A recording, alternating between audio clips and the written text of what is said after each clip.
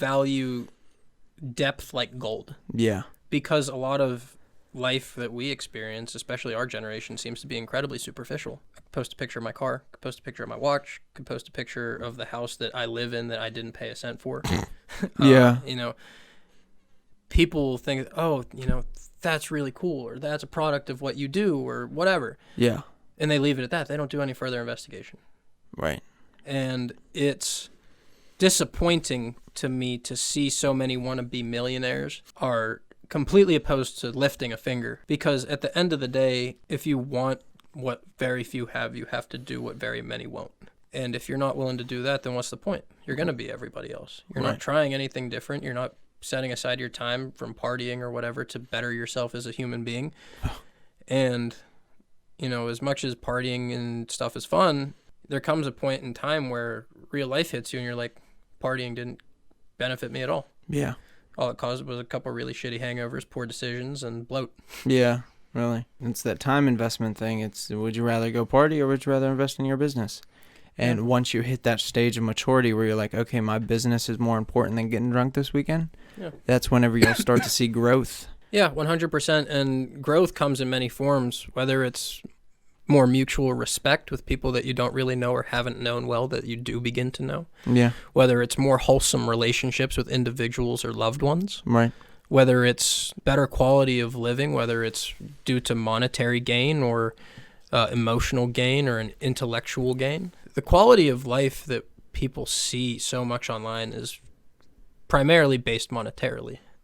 You got the G-Wagon and an apartment on Miami Beach, and you got the vacation place in Aspen, and you go on all these exotic vacations and whatever. Those are all results of money, but people don't realize how the money was earned. Yeah. Or if they even earned it. That could just be debt. Yeah.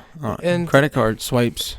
Literally. I mean, even with that being said, I only use credit. I never use debit or cash for anything because I would rather get rewarded for spending the money that I knew I was going to already spend anyway, and getting like cash back and the American Airlines miles and whatever. But I bet you'd never buy something that you can't afford. I don't buy anything I can't afford at least 3 times. Right, exactly. My rule book is 5. I can only buy something if I can buy 5 of them. I used to be like that, and then I realized that's limiting. It's not limiting. It's just frustrating because that the satisfaction's incredibly delayed. And I'm not saying there's anything wrong with delayed gratification because I very much believe in it. And unless I'm really in a mood, I'm not going to try and get instant gratification. Right. Life sucks without treats. Yeah. And if you don't let things go a little bit and be willing to treat yourself, then what's the point? Yeah. I set very reasonable goals and I treat myself as I get those goals. Like I got my watch whenever I got 50 clients. Yeah. And it took a lot of time to do that, and I set that as a goal because I knew that at some point in time it would happen. Yeah, and that's you why wanted I picked to the watch watch for that, because I knew that the time has come. Yeah. The same way that, anything you can really get out of life, they all come in strides and in waves. Right. The universe vibrates everything into place, every grain of sand, so it's perfectly flat. Yeah. And you just have to kind of be okay with realizing that you don't know when that time might happen. You might have a really good educated guess, but you don't know for sure. Right. There's always obstacles that you have to overcome. Like I have a goal that in 2 to 3 months I'll have 1,000 subs. Yeah. But what happens if I have a heart attack tomorrow? Exactly. That's a very extreme example, but that applies to every single person's life. Whether you lose a loved one, you lose an animal, or you have some sort of physical detriment that occurs, it's like you said, just educated guess, set goals. Yeah, it's literally all about setting goals, and that's why I was a little bit more lenient with looking at how I reward myself, because as much as I like treats, I know a justified treat and I know an unjustified one. Like if I went out today and bought another new car, like what'd I do to deserve that?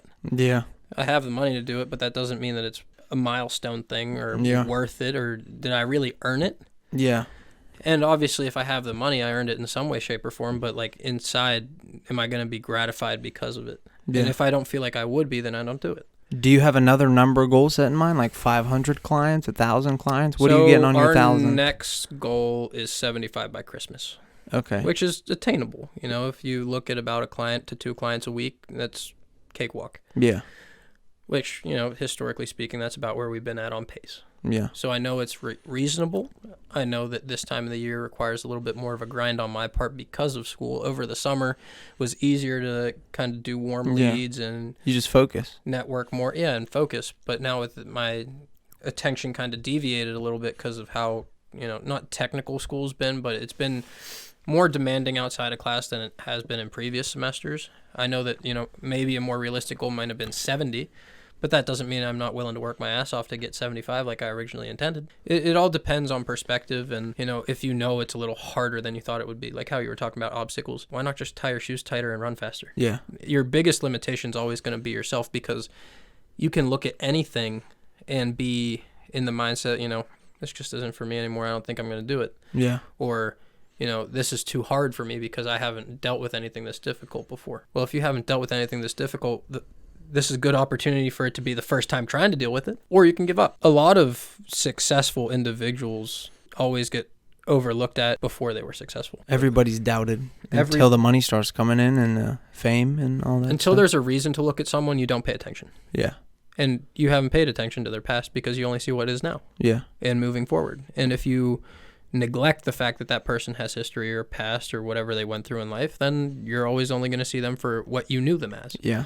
You don't know why they are the way they are today because you haven't looked at their past. Yeah. That's one of the biggest motivations for me nowadays is like everybody will tell you can't and it's unrealistic and la-di-da-di-da. And then you hear all the celebrities, especially like artists, musicians and stuff, their lyrics always form around the saying. Like, for example, Drake started from the bottom, now we're here. Like, everybody told them they couldn't do it because they only had 100 followers on SoundCloud. Yeah. And then as soon as they do it, they're at their feet, praising them, paying $500 just to get front row at their concerts and stuff like that. And that there's no difference whenever it comes to the human being between me and Drake. If me and Drake were in the same room, we're both breathing, we both have a heart, we're both human. The difference is he probably put more work in than I did. But as soon as depending on my craft, as soon as I equate to his work output, chances are my input will be similar to his. It all depends. That's very generalizing, but... Can I touch on one thing real quick? Sure. Going back to the history of individuals, you see a lot of the results where we're at now, like I already talked about. If you try and equate two people that are successful, I'm certain that they went through different levels of success and failure. Thing is that they were willing to accept that they had a chance to fail. And they just tried and tried and tried to get to where they are. And a lot of people don't make a whole lot of themselves, or they're okay with being average because they're not willing to take risks and try and fail. If you try and fail, chances are you're going to find something that works at some point. Yeah. I think the gentleman that invented the Dyson vacuum made 1,200 prototypes before he made the one that finally worked. Yeah. And now he's a multi-billionaire. Right. If it took 1,200 designs to make a vacuum to become a billionaire, I'd be literally over a tablet and pen all day. Yeah. For years. If that took a year of your time to become a billionaire, wouldn't you think you'd do it? Right. Some people would even say no. Some people they cannot fathom that much work ethic put in. But they don't realize how much their Snap score has increased over the last week.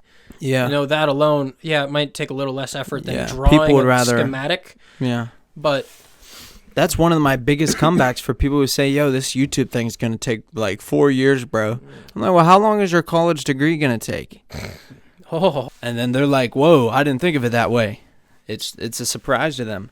People don't realize how much time they're actually investing into the things that aren't going to have any sort of return. Yeah. And I feel like that's a society that we're kind of just thrown into, and what differentiates between the successful and the not is the people who can realize all right, maybe I shouldn't go through Snapchat stories for the next hour and a half. Maybe I should sit down and invest in my business or come up with an idea like this YouTube thing. I can either spend 13 hours a day watching YouTube videos during the summer or spend 12 hours a day creating YouTube videos and then an hour catching up on my hobby. Yeah.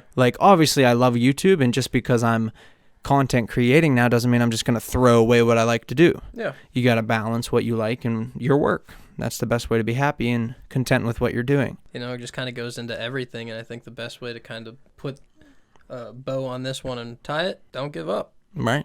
Don't give up. I mean, the world is rooting for you, not against you, contrary to popular belief. There's always going to be haters, but the problem is if people are investing enough time to hate on you, they're paying attention to you to begin with. Yeah. And if your biggest worry is worrying about what people are going to say about you, right, you're going to be nothing but a success, because people are wasting their time, if they really are hating on you, right, talking about you. Yeah. And the more people talk about you, the bigger you're going to get. Yeah. There's no such thing as bad publicity, unless you're like Bill Cosby and whatever drug he used to drug all those girls. But yeah, even then, people still remember the name. Yeah. Whether it's negative energy or positive energy, it's still energy coming your way. It's kind of just like a different way of saying what you said. It's like if you're a battery and you want to become fully charged, regardless of it's an idiot doubting you and giving you their time and energy versus somebody praising you saying, great job, they're still charging you up. Yeah. Just try to focus on that. Focus on the future. Think about 3 years from now where you want to be and then determine the steps you're going to have to take to get there. I didn't even realize I was going to be here 2 years ago or 3 years ago, let alone think I'd have my own business 4 years ago. Yeah. I just started doing stuff that was making me money, saw the profitability, and then went into like really investing myself into it. And my life has changed exponentially since high school. I've been more of a people person. I've gone out of my comfort zone more. I've developed a lot in my mindset and as who I am as a human being. Yeah. And I think that we move forward so quickly and don't take time to realize how far we've come. Anybody, myself included. It takes a lot of effort and energy to realize what you were and what it took to get to where you are now. And if people keep thinking that they're going to live day by day and nothing's going to change, even just existing, your environment changes and you will change as a result. Yeah.